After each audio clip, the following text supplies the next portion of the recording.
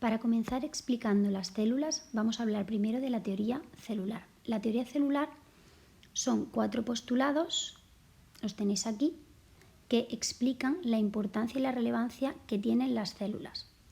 Lo que dice la teoría celular es lo siguiente. Las células son la unidad estructural, fisiológica, genética de todos los seres vivos y además todas provienen de una célula anterior. Vamos a ir explicándolo por partes. ¿Qué significa que la célula es la unidad estructural? Pues que es la estructura más pequeña de los seres vivos capaz de mantener la vida de forma autónoma.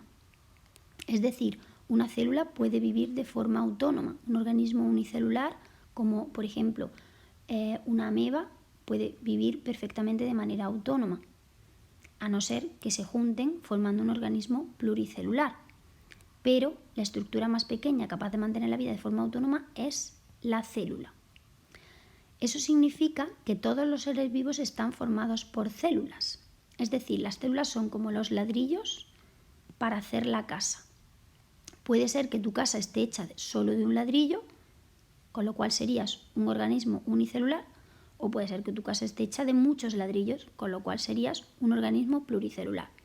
En un organismo unicelular la célula tiene más capacidad de autonomía porque lo hace todo ella sola. En los pluricelulares pierden capacidad de autonomía porque unas van dependiendo de otras.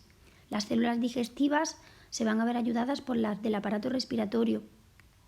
Las neuronas van a tener su función, los glóbulos rojos la suya. Están interconectadas para mejorar su rendimiento, pero asimismo pierden independencia.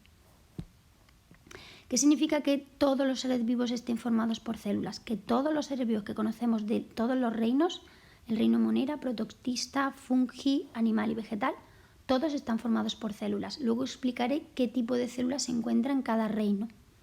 Pero es muy importante que penséis, bueno, ¿y qué pasa con los virus? Por ejemplo, porque tenemos determinados entes, por no llamarlos seres vivos, que no son seres vivos, pero que parece que lo son.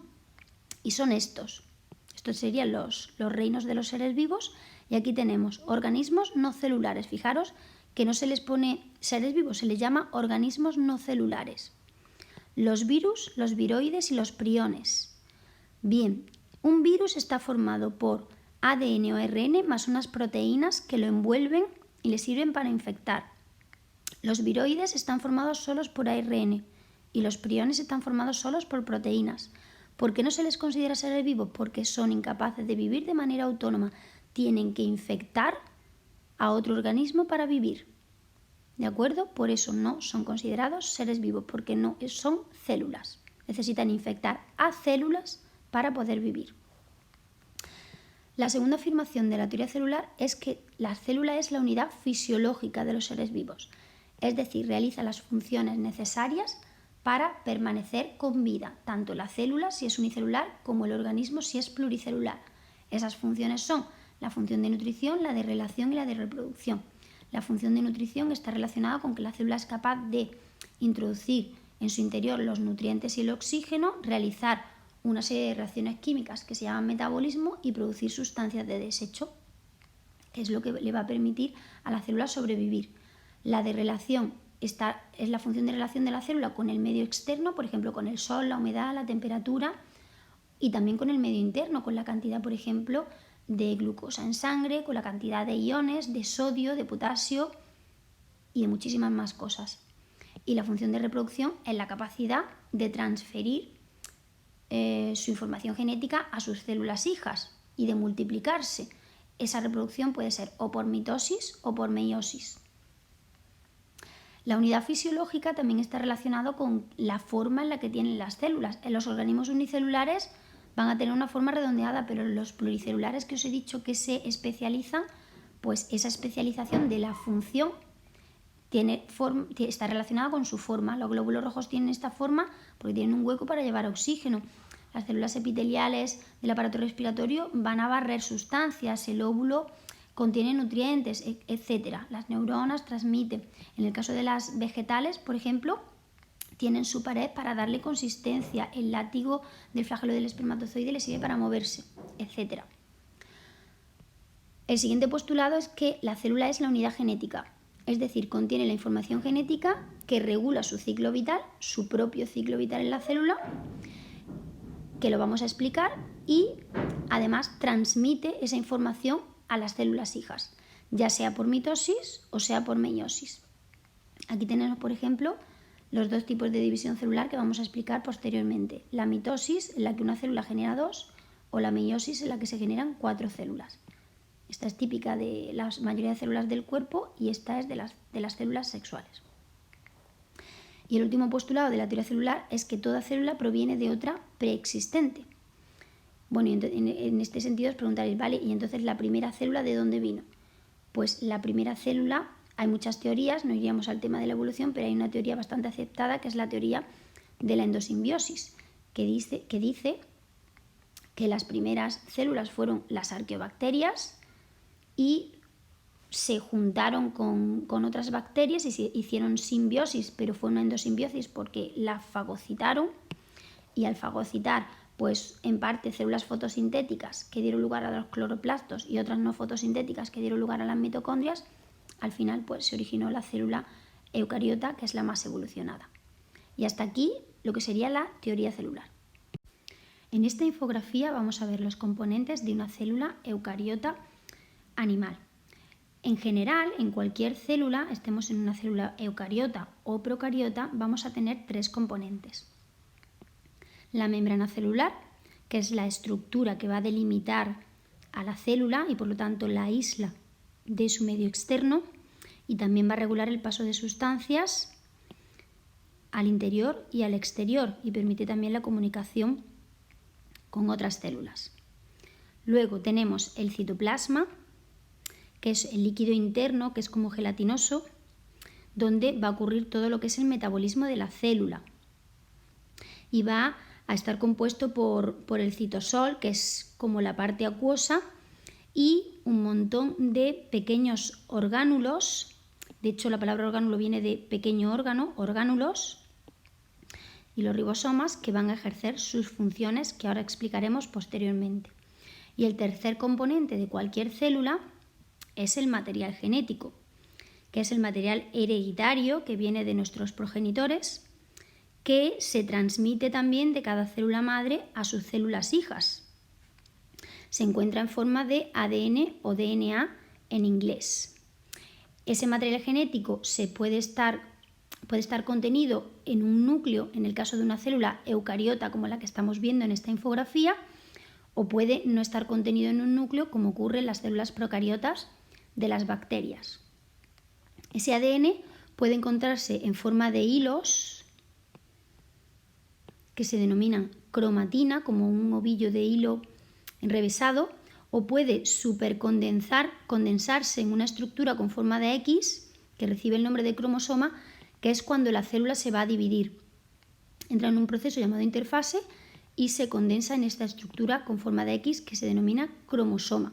Cromatina y cromosoma es lo mismo, lo que pasa es que se encuentran dispuestos de manera diferente.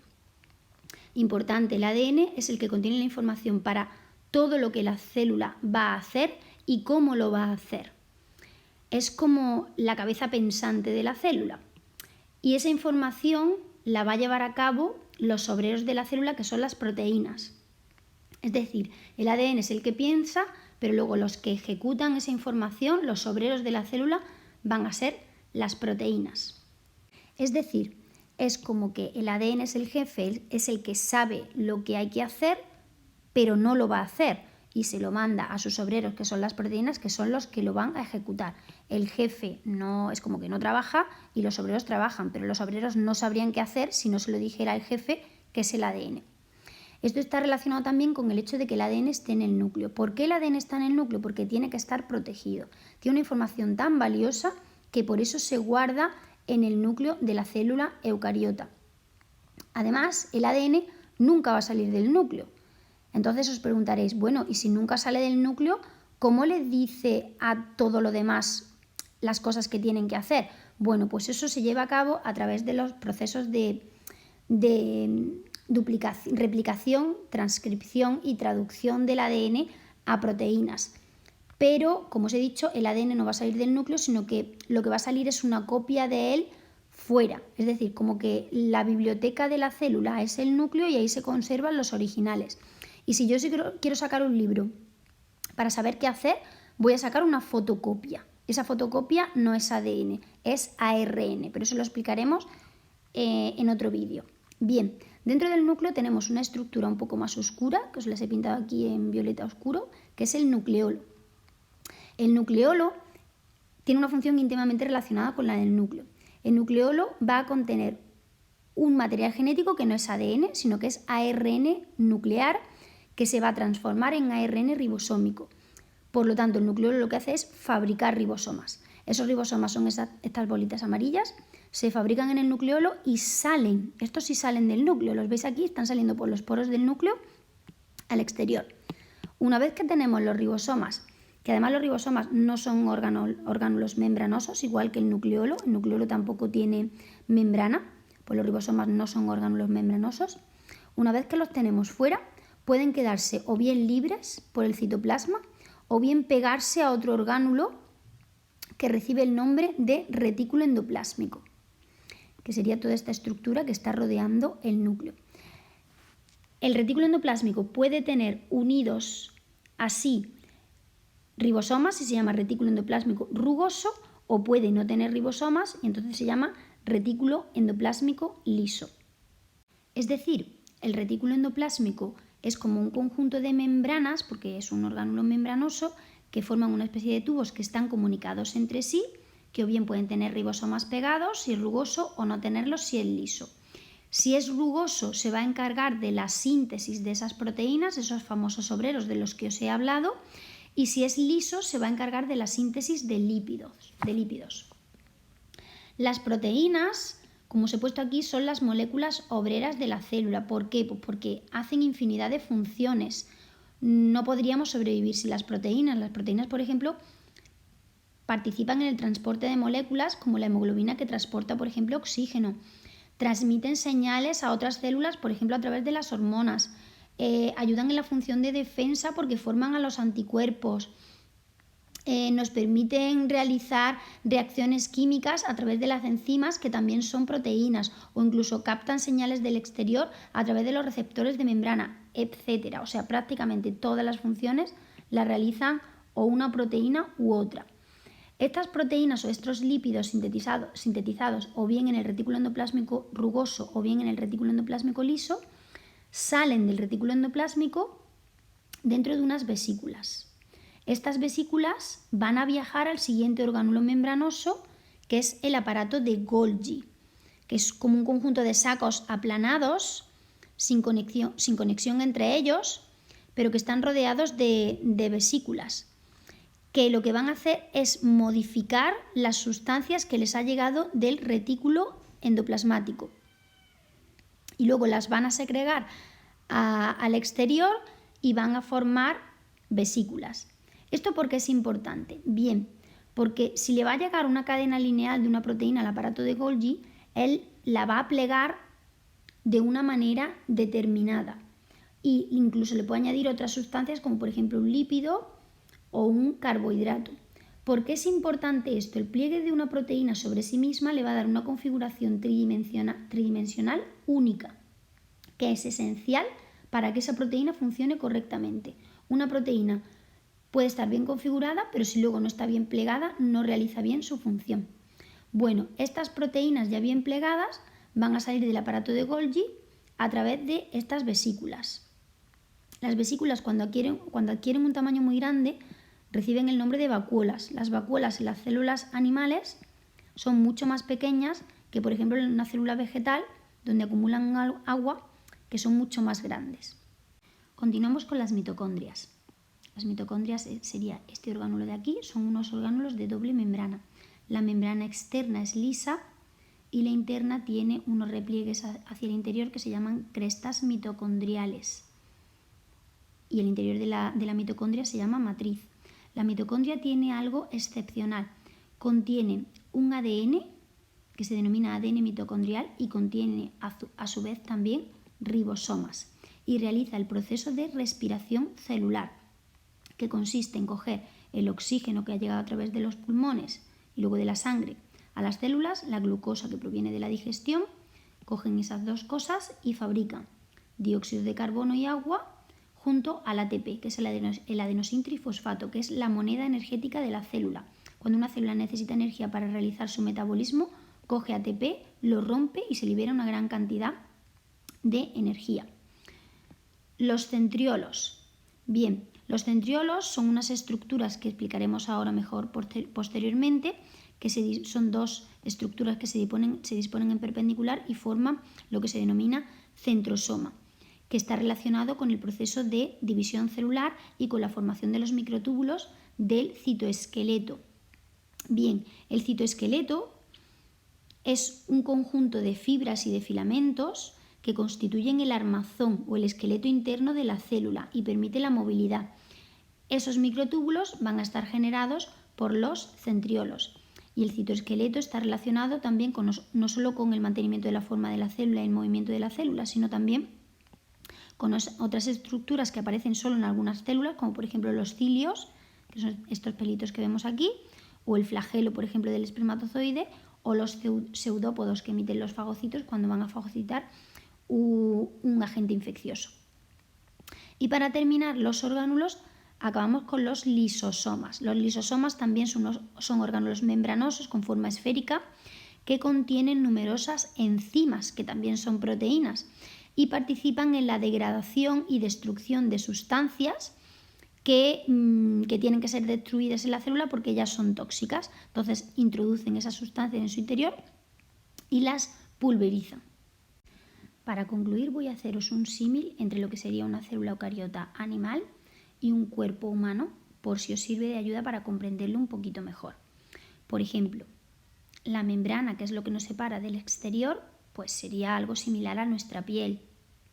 El citoplasma, que es el líquido interno por donde todo se mueve, pues sería algo similar a nuestra sangre. El ADN, que es el que contiene la información, pues sería como nuestro cerebro. El núcleo, que es el que lo protege, sería como nuestro cráneo. Los ribosomas, que salen hacia afuera para poder sintetizar proteínas y luego van al retículo endoplásmico rugoso o liso, pues digamos que podrían ser algo así como nuestro sistema nervioso. Es decir, el ADN en nuestro cerebro piensa, pero luego para ejecutarlo necesitamos llevar esa información a través de nervios que sirven para fabricar esas proteínas. Las proteínas, por ejemplo, podríamos decir que son como nuestras manos, que serían los obreros, los que lo hacen prácticamente todo. El aparato de Golgi podría ser algo similar a nuestro sistema digestivo, que recibe sustancias, pero luego las tiene que modificar para que realicen correctamente su función, que es algo parecido a lo que hace el sistema digestivo con nuestro alimento. Las vesículas o vacuolas que almacenan sustancias, pues serían como nuestras sustancias de reserva, como nuestra grasa en el cuerpo. Las mitocondrias que realizan la respiración, pues serían algo similar a nuestros pulmones. Y luego los centriolos y el citoesqueleto serían algo similar a nuestro esqueleto, los que le dan forma al cuerpo. Y ya para terminar, pues los lisosomas serían algo parecido a lo que hace nuestro hígado, que es el principal órgano detoxificador del cuerpo. Vamos a detenernos a explicar dos orgánulos que están íntimamente relacionados, que son el citoesqueleto y el centrosoma. Bien, tanto el citoesqueleto como el centrosoma están formados por unas estructuras que se denominan microtúbulos y realizan funciones que en parte están relacionadas. El citoesqueleto, digamos que tiene 4 funciones principales. Primero, es la estructura que mantiene la forma de la célula, es decir, si una célula es un adipocito, por ejemplo, en este caso, sería una célula redondeada gracias al citoesqueleto. Si tenemos una célula con forma estrellada, como esta de aquí, que sería una neurona, eso también es debido gracias al citoesqueleto. Por lo tanto, primera función, dar forma a la célula. Segunda función, facilitan la movilidad celular, que va a ser de dos tipos diferentes, en forma de cilios o en forma de flagelos. Esto va a estar íntimamente relacionado con el centrosoma, que explicaremos ahora posteriormente. Tercera función, desempeña un papel importante en el tráfico intracelular. Por ejemplo, si yo estoy segregando vesículas, como he explicado anteriormente, pues esas vesículas para ir moviéndose de una zona a otra de la célula, ahí el citoesqueleto tiene su papel fundamental. Y por último, relacionado también con los centrosomas, tiene un papel muy importante en la división celular, en el reparto de cromosomas, en el reparto de cromosomas o de cromátidas en los dos tipos de divisiones celulares, en la mitosis y en la meiosis. Por lo tanto, citoesqueleto, 4 funciones. Como hemos dicho, el citoesqueleto está formado por microtúbulos. Los microtúbulos son estas estructuras azules un poquito más gruesas, que son unas estructuras huecas. Y por microfilamentos, que estos no son huecos, que son estas estructuras un poquito azul más clarito. ¿De acuerdo? Vamos ahora con lo que es el centrosoma. Bien, el centrosoma está formado por 2 centriolos, que son estas estructuras, que son 2 tubos huecos que se disponen en perpendicular. Aquí los tenéis en púrpura o en granate, y aquí los tenéis en amarillo. Cuando esas 2 estructuras, que se llaman centriolos, se disponen en perpendicular, constituye lo que se llama el diplosoma. Y el diplosoma, junto a un material pericentriolar que está alrededor del centriolo, ya en su conjunto todo eso, centriolo, los 2 centriolos en diplosoma más ese material pericentriolar, forman lo que conocemos como centrosoma. Bien, el centrosoma, os he puesto aquí arriba, se le llama también COMT. ¿Qué significa esto? Centro organizador de microtúbulos. Ya veis la relación que va teniendo con el citoesqueleto. ¿Qué significa que sea el centro organizador de microtúbulos? Pues que permite la síntesis de una proteína que se llama tubulina, que es la que fabrica esos microtúbulos. Y esos microtúbulos forman al propio centrosoma y forman también al citoesqueleto, como he explicado anteriormente. Los centriolos están formados por una estructura de 9 tripletes de microtúbulos. ¿Qué significa esto? Pues que tengo 3 microtúbulos, 1, 2 y 3, que os los he coloreado aquí en amarillo, dispuestos 9 veces, por lo tanto 9 tripletes. 1, 2, 3, 4, 5, 6, 7, 8 y 9. Y aquí exactamente igual. Esa es la estructura de los centriolos. Bien, cuando los centriolos con ese material pericentriolar en diplosoma forman el centrosoma, hemos dicho que es el centro organizador de microtúbulos. Al ser el centro organizador de microtúbulos, va a facilitar la formación de los cilios y de los flagelos, porque forma una estructura basal desde la que van a salir los cilios y los flagelos. Es como la plataforma desde donde se forman cilios y flagelos. ¿Qué diferencia hay entre los cilios y los flagelos? Bien, los cilios son muchos y cortitos, tienen forma de pelito, los veis aquí, aquí también. Y los flagelos son pocos y largos. Los veis aquí, aquí solo hay 3 flagelos, aquí solo hay 1 en el espermatozoide y son largos. Los cilios, al ser muchos y cortos, la función que van a tener es la de mover sustancias. Por ejemplo, en las células del aparato respiratorio, los cilios van a ir moviendo bacterias, virus, etcétera, hacia arriba, hacia la cavidad bucal o hacia la cavidad nasal para ser eliminados al exterior. Están limpiando. Aquí tenéis los cilios, aquí tenéis una foto real de cómo son los cilios. En el caso del aparato digestivo, en los enterocitos, pues los cilios están formando las microvellosidades que van a tener la función de mover al alimento para facilitar su digestión. Pero mueven sustancias. Sin embargo, los flagelos, al ser pocos y ser largos, sí mueven a la propia célula. Por ejemplo, al espermatozoide, pues lo mueven en un medio líquido, tú sacudes esta especie de látigo y te mueve. Esto sería una bacteria, estos cilios permiten el movimiento de la bacteria. Por tanto, cilios y flagelos están formados por microtúbulos que son originados desde el centrosoma. Y el centrosoma también origina los microtúbulos que constituyen el citoesqueleto. Los cilios y los flagelos, la configuración de microtúbulos que van a tener va a ser diferente a la del centrosoma. En el centrosoma teníamos 9 tripletes, en cilios y flagelos vamos a tener 9 dobletes. más un par en el centro. 1, 2, 3, 4, 5, 6, 7, 8, 9. 9 dobletes más un par en el centro. Y ya por último puntualizar que dentro de las funciones de facilitar el movimiento de la célula del citoesqueleto, que está formado por esos microtúbulos, tenemos la de producir pseudópodos y fagocitar, en este caso serían bacterias, o sea, partículas extrañas al organismo que hay que fagocitar y hay que eliminar. Esto sería un fagocito emitiendo un pseudópodo y fagocitando bacterias. Para concluir el tema de la célula, vamos a hacer una diferenciación entre células procariotas y eucariotas. Las primeras que aparecieron fueron las células procariotas, son las más antiguas y son también las más sencillas. Y fruto de su evolución dieron origen ya muchísimo tiempo después a las células eucariotas, que son más complejas. La diferencia fundamental entre una célula procariota y eucariota ya la hemos comentado anteriormente. Las procariotas tienen un material genético que no está rodeado por una membrana, es decir, no tienen núcleo. Esto les va a facilitar que su división, su multiplicación sea más rápida, puesto que como ya el ADN está en el citoplasma, no tiene que atravesar la barrera de la membrana nuclear y la facilita la división. Las células eucariotas, sin embargo, van a tener un material genético que está rodeado por una membrana, por lo tanto van a tener una división algo más compleja que requiere atravesar ese núcleo y va a ser más lenta. Ambas, como he mencionado anteriormente, tienen las estructuras comunes a todas las células, que eran la membrana plasmática, el líquido interno que es el citoplasma y ese material genético. Más diferencias que existen entre ellas las tenéis aquí. En función de su tamaño, las células procariotas son más pequeñas, unas 10 veces más pequeñas. Son menores a 10 micrómetros. Sin embargo, las células eucariotas son más grandes. Son mayores a 10 micrómetros y pueden medir hasta los 100 micrómetros. Hay algunas que son muy grandes, se pueden ver incluso a simple vista.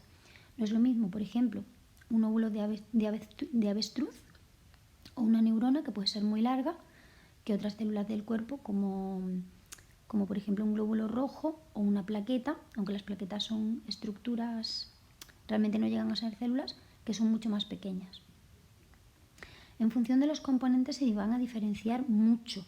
En una célula eucariota nos encontramos todos los componentes que hemos explicado anteriormente: mitocondrias, vacuolas, un citoesqueleto complejo, lisosomas, núcleo, nucleolo, retículo endoplásmico, aparato de Golgi, ribosomas y cloroplastos, únicamente solo las vegetales. Es decir, son mucho más complejas y están mucho más especializadas, porque cada uno de estos orgánulos, como hemos explicado, tiene una función determinada. Sin embargo, en las células procariotas solo nos vamos a encontrar ribosomas y un citoesqueleto muy sencillo. Obviamente las células procariotas tienen que tener ribosomas, porque los ribosomas, recordad que hemos explicado que son fundamentales para la síntesis de proteínas, que eran los obreros de la célula, a los que les manda el ADN, que era el cerebro. En cuanto a su ADN, bien, el ADN de las células eucariotas se encuentra en forma de cromatina o en varios cromosomas según la especie. Una especie puede tener un número y otra tendrá otro número diferente. Sin embargo, en una célula procariota el ADN va a estar en una sola molécula circular que recibe el nombre de plásmido. Esto está relacionado con la no existencia de núcleo. Como no tienen un núcleo protector, el ADN se autocierra sobre sí mismo como para protegerse. En las células eucariotas, como existe núcleo, pues el ADN no se va a autocerrar sobre sí mismo. En cuanto a la pared, bien, las células procariotas pueden tener una pared de peptidoglucano, protectora por encima de la membrana celular. En las células eucariotas animales no hay pared celular y en las células eucariotas vegetales hay una pared de celulosa o una pared de quitina en las células fúngicas del reino fungi, el reino de los hongos. En cuanto a la reproducción, pues las células procariotas hacen mitosis, tienen una reproducción asexual más sencilla, y las células eucariotas o bien tienen una reproducción asexual por mitosis en las células somáticas, que son todas las células del cuerpo menos las reproductoras, o bien tienen una reproducción sexual en los gametos, que son esas células reproductoras que se denomina meiosis. Número de células. Cuando nos encontramos células procariotas siempre vamos a hablar de seres unicelulares. No se asocian unas con otras como ocurre en otros reinos. Cuando hablamos de células eucariotas, sin embargo, nos podemos encontrar desde organismos unicelulares como una ameba, por ejemplo, a pluricelulares, pues como un elefante. Y en cuanto a los seres vivos que contienen, bien, pues las células procariotas únicamente se encuentran en un reino, que es el reino Monera, el reino de las bacterias. Aquí nos podemos encontrar desde las bacterias más primitivas, o los procariotas más primitivos, que son las arqueas, que hoy día se consideran bacterias extremófilas que viven en condiciones muy extremas.